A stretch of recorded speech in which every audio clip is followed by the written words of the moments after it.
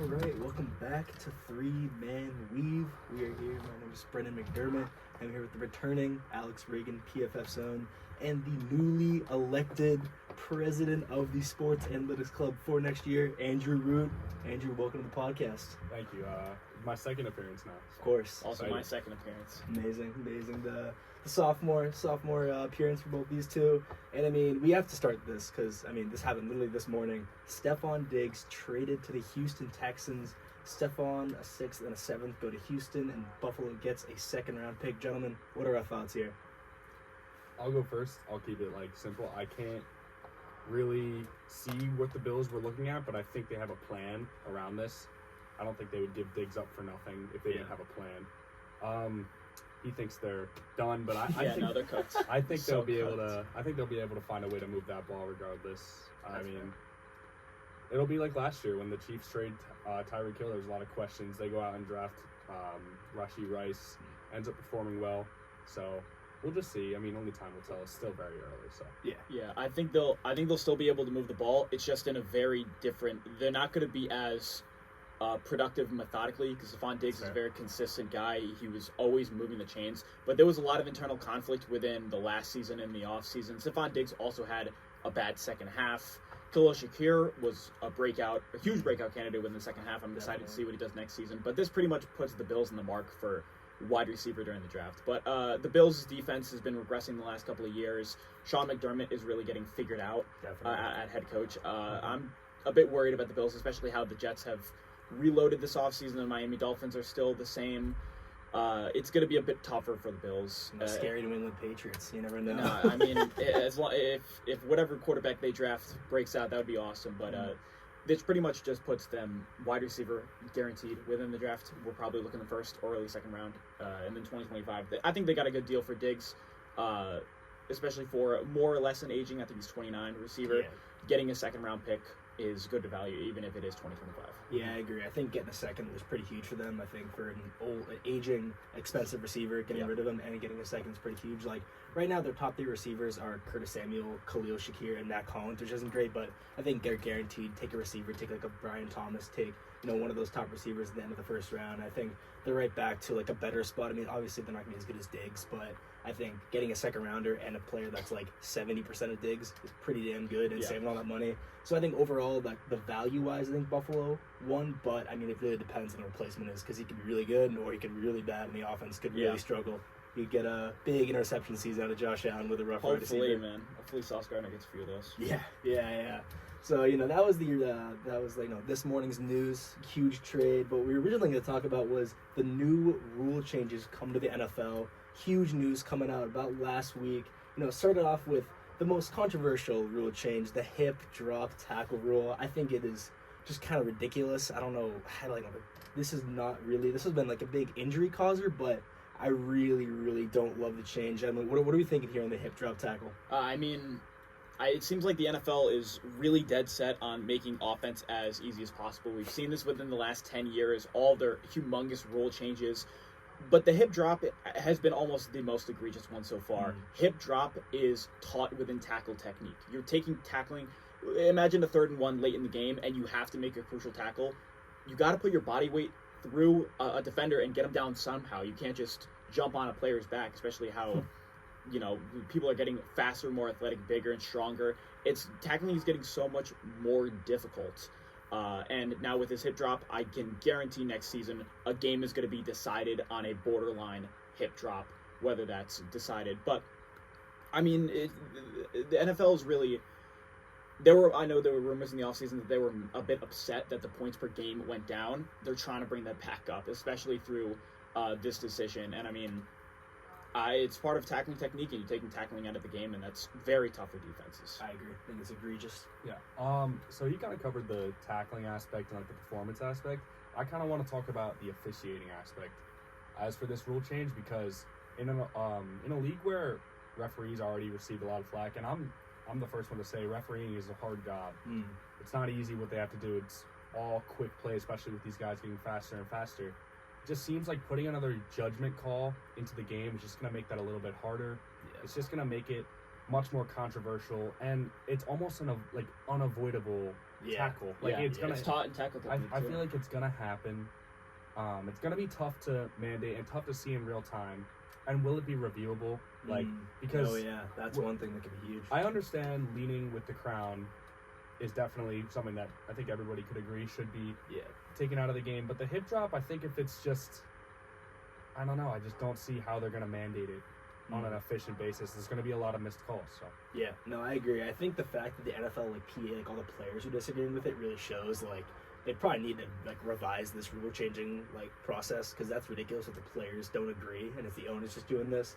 And I mean, honestly, I think that it becomes a non-factor. I think that it gets called less than one time a weekend, because I think the referee is gonna know that it's having game changing plays on a call like that is so brutal.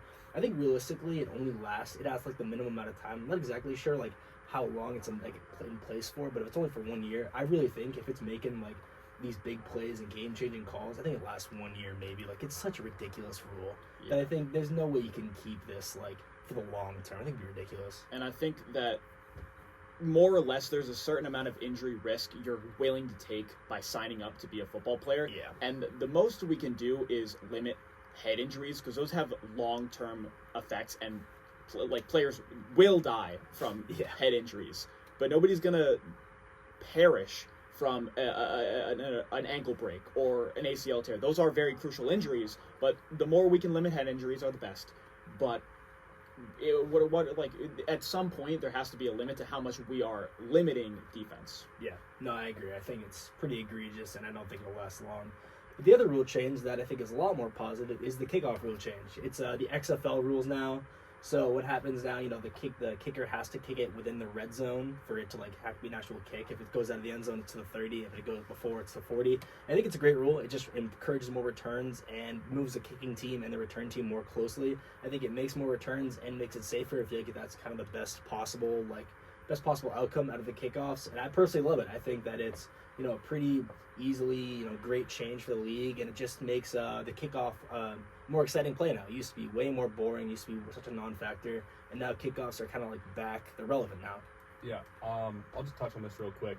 Last year there was I think a 21% return rate, and we didn't even see a single return in the Super Bowl. Yeah. So these kickers and special teams coordinators are instructing their players to go out and get a touchback, because it's just going to result in get them onto the 25 and get your special teams off the field, no injuries.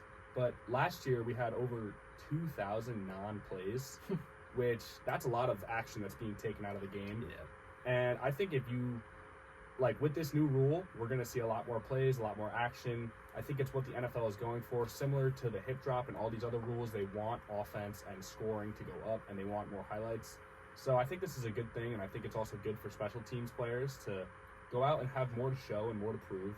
And it kind of brings special teams back to what it used to be. You look at earlier today I watched the Devin Hester opening Super Bowl play. That ball landed at the 10, 15. I don't know. We haven't seen that in years. Everything is in the end zone nowadays. So I think that the big reason why there was a lot of backlash to this rule was because fundamentally how football is looking is changing. That is whether the kickoff, that is a lot of the penalties, a lot of the physical nature of the game. A lot of it is changing, and I don't think people have, or I think a lot of people have the conservative nature of not wanting it to change.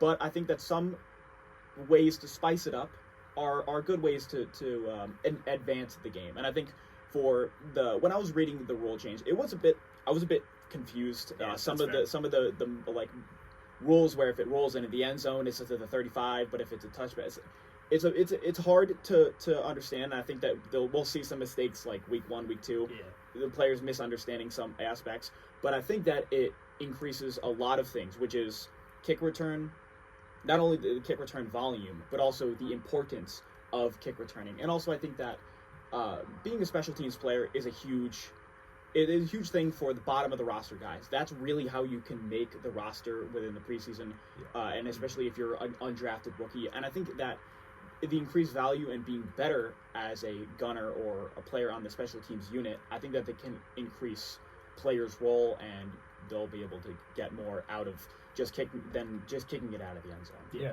and It's also going to bring special teams coordinators to get a little bit more creative. I think we've seen like a complete stalemate at the kickoff and punts and all, or not punts, but kickoff and fair catches. Yeah. I think it's going to allow for more creative plays on special teams, which is just more fun. And like, let's be real, there's nothing better than seeing a return. Oh, so, yeah. I mean, that's like that can change the momentum of the game, even if it's not a touchdown. Like, I don't know. I think those plays are what makes the game entertaining and what earns some guys some spots on rosters. I mean, we see more special teams plays in the preseason than we do in the regular season. Definitely. And so I think if we can even get a half of the non-plays that we had last year back, I think we'll see a lot more action, you know? Yeah, definitely. I mean, going towards this week, the NFL win totals just dropped, and when there's NFL gambling available, this show will jump on it. This week we've got favorite overs and favorite unders of the year. Alex, let's hear it. What is your favorite over for the 2024 NFL season win total? So I'm gonna be dumb and biased. I'm gonna pick the Jets 9.5, just because I think it's 10. I think it is 10-7. That's fair. So I mean that one over it's also minus 105 odds right now, and I think that the Jets are in a slightly easier division. I think that the Jets now pair a 2-win with the Patriots. I think we can sneak one from the Bills. We have the last 2 years. I think we can sneak one from the Dolphins, especially if we have an actual quarterback the last 2 times. Last year we didn't have one really. And I think that the schedule is a bit easier than it was last year. Last year was a lot tougher. And I think that it is 9.5 odds right now. I think it's 10. I think it's 10 win total. That's fair. That's fair. So my favorite over, I just want to do an honorable mention to the New England Patriots. I think 5.5. I think 5.5 is pretty low for a new head coach, and they're going to have a rookie quarterback. Probably going to steal Drake May at 3. Would love that. And we could kind of see a similar situation to the Houston Texans last year when they went in at a 6.5 projected wins total. And I'm looking at it more so. I'm not looking at the odds. I'm just looking at the numbers. Yeah. And I think that I'll stick with the honorable mention for now. I'll stick with that. New England can get over 5.5 wins. And my main pick is the Arizona Cardinals at over 6.5. Like that. It's going to be, I think, post-draft, this will go up after they add Marvin Harrison Jr. and potentially more in the offseason. Yeah. And you're getting a healthy Kyler Murray, a full season, who was an MVP candidate, like, within the first half of his... 2 years ago. Yeah, 2 years ago. Before his injury. And I think even if they trade out of that number 4 spot, if they don't want to get Marvin Harrison, I think they get a big return to prepare. Either way, I think the Cardinals are going to try to be competitive this year. I think this year being a little punt season with Josh Dobbs and just rotating in and out of different players and different quarterbacks, I think this year it's going to be different. And yeah, that's all. I like that. I think the Cardinals are a team that they're always slept on. I think like when Kyler has these like really good receivers, he plays well. Like the D-Hop season was when he was an MVP candidate. Yeah. That was when he was playing his best. Yeah, They were a good offense last year too. Yeah, I'm way higher on Kyler than I think a lot of people are, and it's just because I think he gets lost in the mix just because of his height. Yeah, that's fair. I think he gets a lot of I don't think anyone who thinks he's bad. I think he's just a little bit overlooked within the positions. I think he gets ranked around 14 to 16 usually. That like 15, 16. Yeah, but I realistically think it's more like 11 or 12 That's as fair. of right now. But I think he has an upside to go into like the top 7, top 8 players. And if he stays healthy, I think 6.5 wins. I think the Cardinals could win like 8 or 9 games this Oh year. yeah, no, definitely. I see that division kind of taking a step back too. Like I don't know if the Niners be that much dominant. I don't like think the Rams Seahawks are with gonna be. Geno, are they going to be Seahawks are that gonna have good? aggression. Like definitely Rams some older quarterback. I can definitely see Cardinals getting over 6.5. For my over, I've got more of an unpopular pick. People are hating on the Dallas Cowboys offseason. I see 10.5 wins. I just think the number's too low. I think the Cowboys 12 wins a season. I think they keep it going. They've been complaining about this offseason, but like realistically, what could they have done to improve their roster? In my I'll tell opinion, you. with really okay, let's hear it. Stephon Diggs. If they were really all in, I they know. would have went That's out and fair. gotten Diggs. I mean, they're I feel like all the in. receiving core was that their weakness this year? No, Was CD but- and Brandon Cooks? When Jerry Jones says that he's going to go all in and there's going to be a change, and we haven't seen anything, I don't even think they're going to stick with Dak Prescott in the future. That's fair. I mean, I He's got one personally, I left. don't know. I He's take got- what Jerry says with a very large grain of salt. But keep going. Yeah. But so my love of the Cowboys, I personally think. I mean, earlier this year I had Dak in the MVP. That did not age very well. But for me, I think, losing Tony Pollard is such a non-factor in my opinion. He was not that good. Like, I know in fantasy, I was somebody who loved Tony Pollard in fantasy and wasn't able to draft him. Thank God he was kind of mid after the first couple weeks. And I think that they still have their core players. They still have Dak. They still have Micah. They still have CD. And, I mean, even if Dak is not going to get re-signed, he's guaranteed this year. And I think this year, if he can put up similar numbers to last year, more of like a more of a refresh year for the Cowboys, just kind of what they were doing last year. I think they can easily get 12 wins. I don't think this division is going to be very good. Like the Giants are the Giants. The Commanders, if they whiff in their QB, they're going to be an absolute garbage team too. I mean, the Eagles are such a downturn last year too. Yeah. I think the Cowboys, they can get at least 5 or 4 division wins kind of guaranteed. And I don't think their schedule's going to be that bad. I think the Cowboys easily get 12 wins, around a 2 or 3 seed. I think 10.5. It's just too low of a number. It's just too low of a number in my opinion. Is that including? Do you think that you're saying you think 12 wins is realistic? I think that should be that. I think their number should be 11.5. So do you think they're going to succeed in the playoffs, or do you think they? Oh, absolutely not. No, I think they're the usual Cowboys. They're the usual BS Cowboys. Oh yeah. Sure. No, yeah. I think they could lose to literally anybody in the playoffs. Like home, away, it doesn't matter. Like the Cowboys will cowboy however much, and especially in the Dak contract year. Like, I can totally see they're down 14 points in the playoffs. Yeah. Dak mails it in because he's going to get $60 million from someone. Doesn't really care if it's Cowboys. So, yeah, I think Cowboys over 10.5 wins is a pretty great bet, in my opinion. So, we got our overs, favorite unders. What were we thinking here? Who's going to disappoint this season? I have a big one that I think stood out to me immediately. I'm on a huge downturn for the Eagles. Ooh, I think the 10.5 win total, I would not be surprised if they have 8 wins this year, because you saw the second half collapse. Yeah, they were 10-1 or 11-1 at one point. Yeah, 11-1. Lost a lot of games. Lost to the Giants, who were terrible at the end of the season, and then got pretty much manhandled by the Buccaneers in the playoffs. And there's a lot of turmoil within the players, with AJ Brown always having some issue. Jalen Hurts is stays in his IG caption post-game interviews. Come on. And then you got the defense, which the secondary was really disgusting to watch, honestly. Definitely.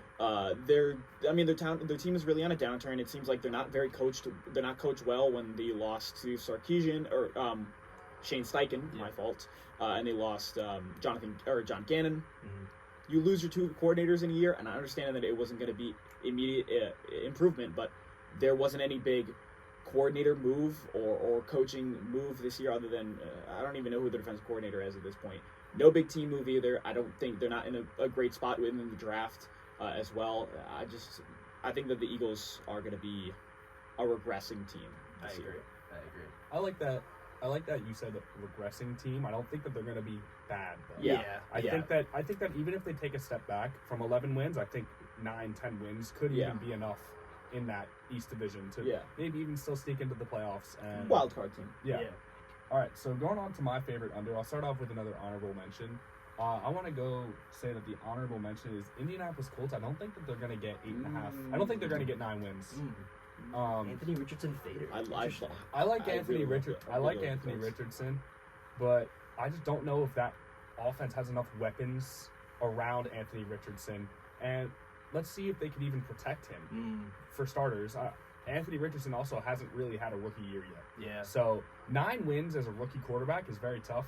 Seeing that from C.J. Stroud, it took a lot more than just C.J. Stroud, though. Yeah. So I don't think that the Colts get 9 wins. But my favorite under, sorry, I went way too much in the honorable. Favorite under is the Atlanta Falcons, under 9.5 wins. Amazing. Yeah, so, that's a great pick. I'm unsure of Kirk Cousins, but I really understand the move. I understand the overpay. You have to do it. It's just the market. I understand all of it.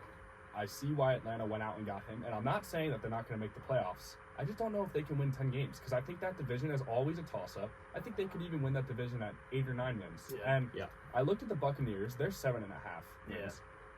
I don't know. I think that the Falcons, it's not even like a diss on Kirk, but 10 wins is a lot. 10 wins, you win that bet. They're 10.5, right? No, I'm taking the under. No, the under. No, 9.5. Yeah, they're 9.5. Oh, 9.5. Yeah, still 9 wins, you win the bet. I think that's reasonable. Kirk has had better teams in Minnesota, and he's just still unproven. I know he's 35, coming off an Achilles tear, and I know everybody. He's a good guy. I love Kirk, but great guy. Let's be real. When it comes down to it, it's going to be tough to get 10 wins, and I don't know many teams in the league that can even put together 10 wins I don't know if we have any guarantees that could put together 10 wins right now. Houston Texans. Basically, No, after goated. today, They're so goated. after today. But No, yeah. I think that Falcons weapon core is a little overrated too. I think again, Bijan's great, and Kyle Pitts should unproven. be great. But Drake London should be great, but Yeah. we'll really see. one thing though, Drake, they have a lot of we haven't seen much of the potential that the weapons can show. Mhm. I think Bijan kind of saw less of usage as the season goes Tyler on. Algier season. But I think that was just protection from the ownership, I think saying it is. protect Bijan. Drake London hasn't really been shown yet. I think this is going to year 3 for Drake London, correct? Yeah. Arthur So- Smith is also a hack. So he's also Smith, terrible at managing people because he's a son of a billionaire. He's a nepotism baby. I think Taylor if Kirk Smith. can stand in the pocket and take some, pass that ball, just distribute it around the field, hand it off. I think that's all he has to do. I just don't know if that's enough to get 10 wins. Yeah, that's fair. I like that. Going into my under, I've got an honorable mention as well. This year my 49ers hate, it really just was everlasting. It never ended. And into 2024, we just keep it going. My honorable mention is 49ers under 11.5 wins. This is really more on the speculation around their team right now. They just lost Armstead. Will Purdy stay the same? Ayuk, there's more chatter coming out of Ayuk. I don't necessarily think he's going to leave, but he's going to demand a big contract. And I think really is Purdy is going to be worth this big contract that's coming eventually? Yeah. And I think it's kind of a must-win year, but I don't know, people, when I talk about the 49ers, I feel like people assume they won 13, 14 games. They won 12 games last year, and the number's at 11.5. I really think they could 11-6, and we win the bet. I really think that could be the 2 seed, and we still win our bet. I think that the Niners just a little overpriced here. I really think that they get 11 wins, and we still win. I think under 11.5 is a really good honorable mention for the 49ers, but I can't be 100% confident. A team that I am 100% confident in is the New York Giants under 6.5 wins. I'm sorry, Kevin, but your team is just not good. I'm a big Daniel Jones skeptic. He's just not good. Without Saquon, these numbers were baffling, by the way. He averages 192 yards a game, 0.7 TDs, and 0.9 interceptions. He's just not very good. I think the offense is going to be atrocious. I think Brian Dable might get fired, but he shouldn't. Brian Dable's a good coach. He really shouldn't. The front office is absolutely dogging him. 100%. Oh yeah, I think the defense will carry them. I think that could be those Bears teams that had an awful offense. They just got rid of Wink though. Literally. And they did get rid of Wink. What are they gonna do? But I don't know. The Brian's Burns signing. I thought it was an overpay, but he's a really good player. Massive. You have to. overpay. Yeah. Burns and Thibodeau they're gonna be good pass rushers. I think they'll have a good defense. But I think they could be the Patriots, low key, losing games 6-0, losing games 10-3. I could so see that in New York. And I think that 6.5 wins, it's just too many. I think they get maybe 5. I really think Jones gets benched by week 10. I think they might even draft a QB to replace him. I think that'll be the worst thing they could possibly. I think they're the first overall pick. You think for next year? I think the Giants are the first overall Don't draft pick. Or second, first or second. Their team is from every year that I've seen, teams that do what the Giants did this offseason or what they've been doing always points to we're going quarterback next year. Yeah. No, I also agree. I think that Daniel Jones is gone. I think this team gets maybe 5 wins, most likely 3 or 4, to be honest. I really think this team is not going to be good next year. So, moving more towards the draft, we had a huge draft discussion last week with Alex, with Enzo, and with Paul. And this week, I kind of wanted to just talk about some reaches and some fallers in this draft. We never really got to talk about it. And Alex and Andrew, who are your biggest draft reaches for this year? Who's going to grab a player that's not worth their value? You want to go reaches first? Yeah, let's go reaches first. I have the biggest one, which is J.J. McCarthy. Of course. I finally watched J.J. McCarthy's film. I watched 5 games. I did Ohio State both years. I did the TCU game. I did the Alabama game, college football playoffs, and then I did the Washington game. So I did all those films, and I know he's a young quarterback. Undeniably on film, you could see that he just turned 21 years old. But there are so many consistent mistakes that he makes that it's hard for him to break out of that habit. I've seen them from 2022 moving on to 2023, such as throwing behind receivers, not leading receivers, being too erratic in the pocket. He also throws behind receivers a lot. They always have to track back. His accuracy can be either pinpoint or it can just flat out be completely off. He throws over receivers a ton. McCarthy is a guy that I just see. I think he should have stayed another year, but obviously Harbaugh is gone. Everybody's going to the draft, so he was going to follow suit. But even though I still think he could be a first-round player, the top of the first round is way Crazy. too overpriced for already quarterbacks that are more polished, more mature. Not a maturity like McCarthy's an immature person. It's just more of a maturity in the pocket as a quarterback. He's gonna go ahead of Drake May and JJ McCarthy or Jaden Daniels. Yeah, there's even steam for him at number 2. It's way too high, and Definitely. I think he'll be overdrafted. The JJ McCarthy hate never. Not that he will be bad or that he is going to be bad. It's just he will be taken higher than he should. Yeah, definitely. I can't sit up here and say that I think JJ McCarthy is going to be a bad player. I also have him as the biggest reach, which is why when you first said it, I was like, now I kind of feel like I should have picked somebody else. It's so unanimous. I have another reach too. But I want to say my piece on JJ McCarthy. I think if he stayed another year, he could have had. Okay, if you look at Drake May was one of the best college football quarterbacks 2 years ago. Stayed another year, performed not better than he did the year before. So I think even if JJ McCarthy regressed a little bit this year, he still would have been a premier quarterback in next year's draft. I understand you can't turn down the money, but I'm just a little confused as to what JJ McCarthy's rush is. If he was that reliant on Harbaugh, I think that should be a red flag for coaches or front offices when they look to draft him, because obviously Harbaugh is going to say he's the best quarterback in the draft. That he has to. He's not going to go out and say, no, I don't think my guy is good. Yeah. And let's be real, he was a great player. Great player. I think we're not going to sit here and talk about like JJ McCarthy wasn't a stud. He was. But I think in this class he gets kind of overshadowed, and I see this giant smoke screen once a year. We see it once a year with a guy. Yeah. This year it is JJ McCarthy. We've seen it in the past with Mac Jones. Who else has it happened? Oh, it's happened to Malik Willis. Jets Malik fan over here Willis. knows Yeah, exactly the So- Zach Wilson. We see this, and even at JJ McCarthy's peak, his peak was the national championship and the weeks following after that, when there was like, he was the man. He was still a projected second, third round pick maybe. Even when we had the meeting just a little bit about a month ago, he was still a second round pick, and I thought that was appropriate where he was falling, because I think he could have sat a year, Definitely. learned. He should not go to a team where he's going to start. Yeah, absolutely. I think Harbaugh is just feeding into the McCarthy sweepstakes, and I just don't see a realistic situation where he does get taken. I think this is all just kind of like draft hoopla where You think he doesn't go top 5? Top 5? No, That would be interesting. I think if the order stays how it is now, I don't think he's going to go to the top 5.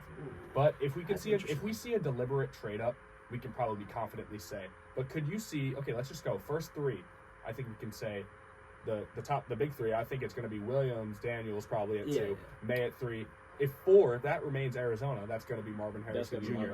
Here's at 5. I don't know if Penix.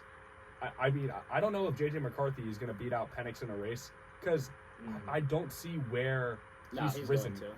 I mean, the teams, especially for quarterback, there's such a stigma against older guys because of the contract situation. I mean, I think Penix played at his peak in college. Bo Nix also played at his peak at Oregon. They're going to be 24 years old, and McCarthy's 21. He could sit for a year or two. Meanwhile, Penix and Bo Nix. I would like JJ McCarthy to sit. And similarly with Drake May, I don't think Drake May should be rushed in. I still think Drake May is a little bit unpolished. But I think that we have just completely overthought the quarterback prospects going into this draft, and it's just fatigue. It happens every year. It's once we get too much information on guys, we start to manipulate things when they haven't even been on the field, they haven't even been playing, they haven't even really messed up in their pro days. None of these guys are going to have a bad pro day. That's such a fact statement, bro. And we saw the back foot throw by McCarthy at his pro day. I mean, have we seen that Looks before, familiar. Alex? Man, oh my God! I remember watching that live. I thought he should have gone number 1. Zach Wilson PTSD. I like JJ McCarthy. I just think that this whole it's just all smoke screen. I don't even know why he has entered this conversation, and that's not even a knock on his skills. I just think he's just so, like he said, that's a good word to describe it, immature as a player. In the pocket, he's not a polished passer. I like his footwork. He's not overly athletic where he can wow you. He's athleticism. Nah, crazy. Though. I mean, like he's more athletic than Penix and Nix. Is he going to be able to outrun? Yeah. Is he going to be able to outrun the fast defensive ends, the new defensive ends? Maybe not, but he's like the same athletic. My player comp is Zach Wilson, not in terms of how they'll do at the NFL. They are kind of a one-on-one player from how I've seen it. I've seen every single Zach Wilson snap, hours of film from him, and I see them make the same Waste of time. mistakes. I've seen them make the exact same mistakes. Yeah. I see them play the exact same way. The only difference really is their footwork in the pocket. Zach Wilson had no footwork coming out of college, and that plagued him in the NFL. But I liked McCarthy's footwork and his drop step. However, they are like the same player. Yeah. They're the same player. I wouldn't be surprised if J.J. McCarthy goes to the Broncos. Also, Yeah. I think top 5 is such a reach. If it stays how it is 100%. now, I Reach. think it's such a reach. I think the Vikings could be similar to the Giants, where if they just stay this year with who's their They projected have quarterback? Darnold. They signed Darnold. Okay, so if I was a team within the top 5, like the Vikings, I would be interested in a guy like Mason Rudolph probably to just start for the year, bridge, and compete for a top pick, and maybe Mason Rudolph could win a couple games. Is Darnold the bridge, you think? I mean, just say goodbye to Justin Jefferson. I was about to say. About him, bro. Yeah, well, he's presumably gone, even if they draft Man, McCarthy. they can't let him go. I think the But thing about I Harbaugh think they did with that Moss once. So. is really sneaky is, so you know how like all these projected trade ups, right? Who is the team they're trading up for? The Chargers pick. So Harbaugh, oh my God, J.J. McCarthy, he's so good. Like Justin should Herbert totally- trade is gonna hit the. He Yes.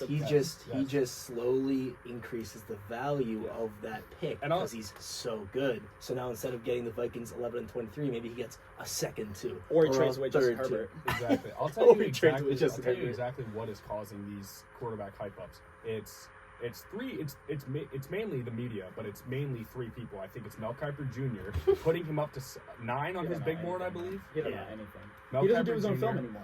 Mel Kiper Jr. is hyping up J.J. McCarthy. Dan Orlovsky is hyping up J.J. McCarthy, who has a big say in the draft. You may not believe it, but Dan Orlovsky is a great analyst, and he actually has a lot of power and say.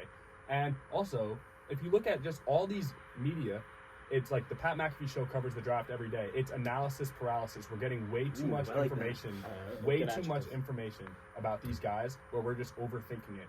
You look at Drake May. Months ago, he was argued to be better than Caleb Williams. Now he's the 3rd best.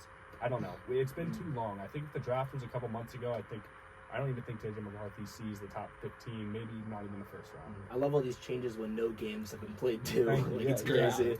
It's actually crazy. So my reach was also J.J. McCarthy. It's just so obvious. I mean, I We're also ripping on think the guy. we really Yeah, are. He's gonna be a stud. with the J.J. Maybe McCarthy one day. hate club. I mean, I also think that Bo Nix going 12 is a little early, but I mean that's just me.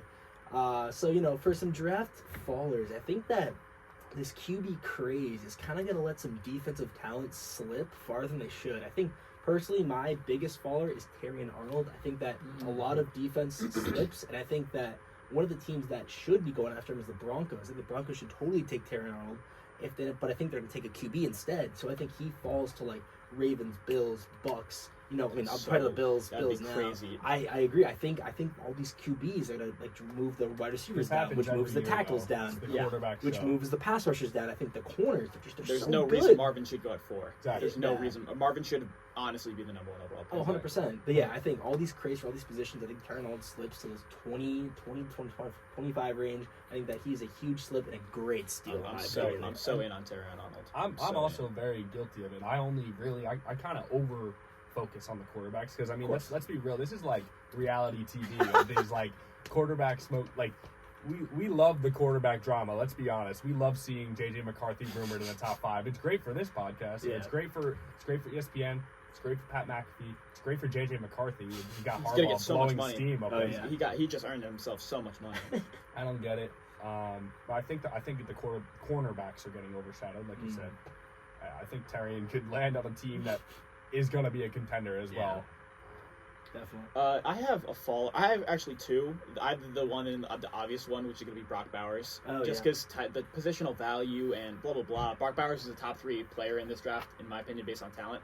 But I think a humongous faller is Jonathan Brooks. Jonathan Brooks, halfback out of Texas. That ACL tear is such a determining factor in a lot of draft people's eyes coming into the draft. An ACL tear is a massive deterrent for your draft stock, and I think he late 2nd round, maybe 3rd round, and that is such late value for Jonathan Brooks, who is a phenomenal one-cut back. This dude has great vision and contact balance. He could just hit a hole and then boom, he's gone. It's great speed, quick burst and acceleration, quick feet as well, good ankle flexion. Jonathan Brooks should be going within the top or middle of the second round, but he's going to fall a lot farther because of the ACL tear. But he also is still young. He just turned 21 years old. Definitely. All right, you guys want to get into fallers? I kind of want to say, I think the biggest fall has been Drake May. Undoubtedly, I think. He's even, like you said, you want to rip on Mel Kiper Jr. a little bit more. Mel Kiper has him as his, like, I think, third or fourth ranked quarterback. I don't even pay attention to him. Yeah, but so I mean, how can you not, though? He's all he gets the most draft attention, and I honestly, I'm kind of interested to what he says because it's always funny. But I think I just wonder what has changed when no games have been played. Yeah, that's crazy.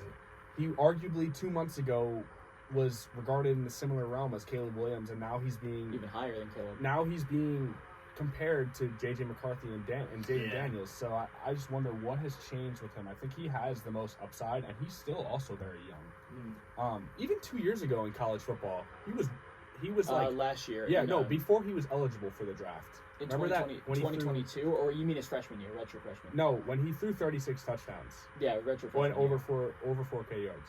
Yeah, he had 36 and 4, I believe, or something. 7. I don't know. So he led college football in EPA. Exactly. So he was regarded as if he was draft eligible, he would have even been drafted that year. Oh yeah. And so I think he's been pro ready for some time now, and I just don't understand where has the fall off stemmed I from?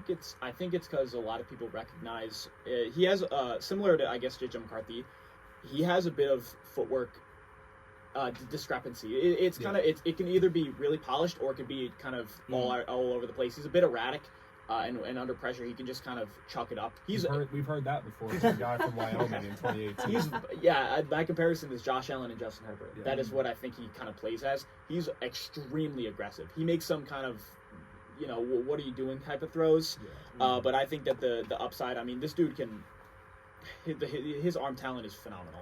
And yeah, I'm not saying Drake May is as good as Caleb Williams. I'm just pointing out the fact that just some time ago he was regarded even higher than him. Higher, yeah. Oh yeah. And I think that he should. I think if he goes to New England, that's the best possible scenario for him. I think Washington would not use him, but I think Washington could use Jaden Daniels. If that makes any sense. Yeah. I think Jaden Daniels. I think it's kind of flipped. I think it's You think so? I think that. You think Jaden Daniels in the 30-degree weather? I mean, I don't. Threat? Definitely not. But I think that the May fits much better in the It's not Commander warm system. in DC. It's not warm in DC. That's fair. Yeah. It's not warm. Yeah, no, it's super cold. But I think I'm not saying that he's going to light up the league right away. I don't think he's going to be the best quarterback in his rookie year. But I mean, we're just looking at a complete overthought of this situation, and it's kind of crazy. But if I'm Drake May, I would almost rather this because I think he would be better suited in New England. What do you think, Alex? Because I know you said before this should be flipped. I think that I honestly don't know what the Patriot system is going to look like. If it's a replica of Belichick with Gerard Mayo, then I don't know. There's not a lot of spice in that offense. They really lack explosive plays. But if they could get Drake May, he's a guy that's a playmaker. Well, both of them are really. Jaden Daniels is arguably the greatest or second greatest playmaker I've evaluated on the ground, and then Drake May he led the FBS in big time throws this year. So you're getting two explosive guys, yet they have a specific lack. With Jaden Daniels, it's going from read 1 to 2, throwing over the middle of the field, lacking, I guess, and then with May over aggressiveness, accuracy issues, a bit of instability in the pocket. I think that May would be a better, obviously, selection because I think he's better and I think he's more pocket ready. But I think Jaden Daniels could be a nice, especially from a wide receiver core that's not developed totally yet. You can have that more explosiveness on the ground. Yeah, definitely. And coming in, the meat and potatoes of 3-man weave, the best bets of the week. Started off dots, locks. We've been haven't been great lately. We've been mostly like a 500 better, but we turned it around this week. Everyone's bets. Let's hear them. First off, I've got Celtics minus 11 versus OKC. No SGA. I think this line should be minus 15.5, minus 16. I think, Celtics, they do their thing. They do the classic Celtics. They blow them out 25 plus. I think this is an absolute no-doubter. I think it's a big Derek White game. SGA, his replacement, will not do well against Derek White, Boston's favorite Baldy. And yeah, I think this is a classic Celtics home dub. I think this game ends, I think like a 105 to 90 type score. And second night we've got, this is not the for those, Dot's not known for his baseball. You got Rockies money line. They're not great. Hopefully. They are not great. They're catching up plus 165, and that's pretty fucking large odds for baseball.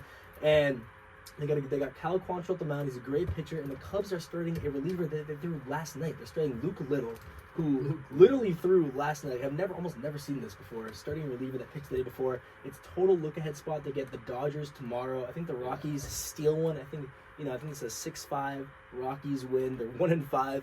Let's make it 2-5 today. Funny that you mentioned that. I am a Rockies fan. No way. Oh, so hopefully, brutal. But we are so bad. Oh, yeah, it's so it's bad. brutal. It's brutal. Wait, we'll get the dub today. Plus 165. Take the Rockies. Saying we. Any more bets? Any more bets we got? I'll say one. I'm not looking at this from I don't know. I didn't really prepare for betting, honestly, but I think if you look at just the MLB so far, I kind of want to stay away from the NBA because it's like tough to look far in advance because whenever this video will be out, how long? Probably a couple days. Yeah. But I think the Yankees right now, I'm obviously a biased Yankees fan, but they just look like such a different team. They look like such a different offense. I know Judge's been off to a slow start, but they're seeing more pitches than any team in the league. I think if you want to put your money in a safe space, I think it'll be taking the Yankees.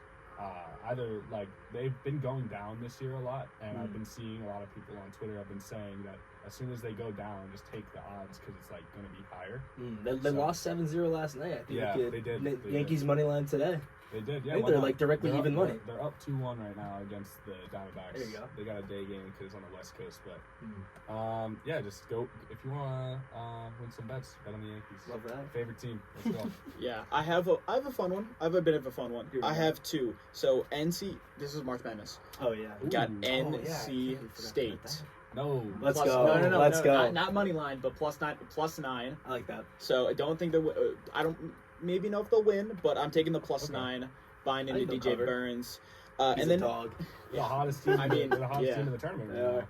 And then UConn. But I am taking for the UConn Alabama game plus 161. Huge number. Ooh. Plus 100 bet right now. Mm. However, UConn is a top 5 offense, and then Alabama is they're a fast team. They score a lot of points. Over So- 161.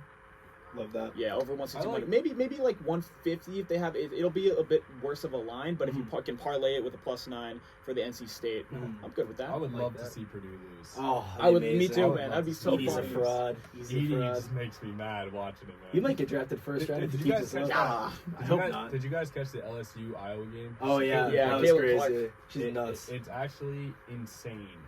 When in doubt, bet She- Iowa. It's She crazy. is pulling up from further than the Yeah, logo. she's crazy.